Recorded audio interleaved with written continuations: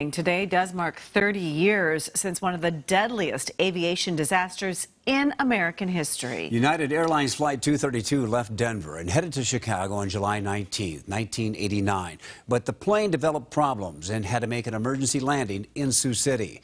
As KELOLAND's Kelly Volk reports tonight, it would become a day that many in KELOLAND would never forget. Kelly?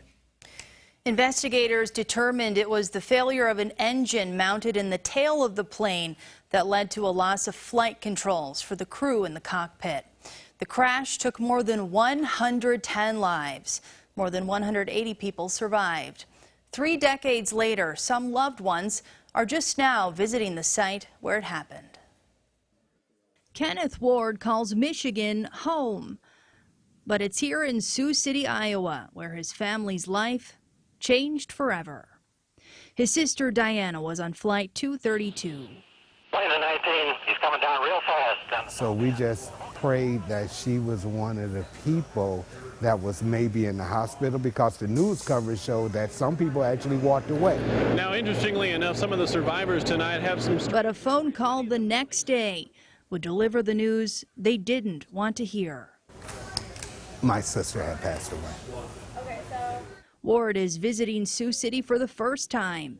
He made the trip with his 5 sisters. Driving in today was tough when I started to see the signs, Sioux City, and all I could do was look in the sky and imagine an airplane circling.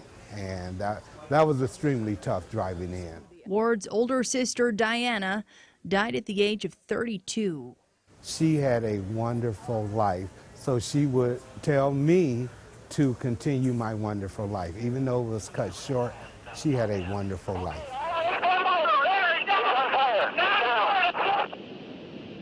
That's something even a life-changing plane crash can't take away from this family.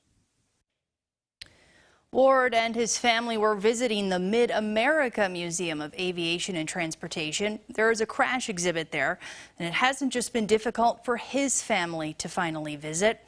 I spoke to a Sioux City woman whose late husband responded to the crash as a firefighter. She, too, went to see the exhibit for the first time today. Before, I didn't want to do it. It was too difficult. And so then I decided, yeah, I better go. I need to go. If you'd like to see the exhibit for yourself, you can follow the link in the story on KELOLAND.com.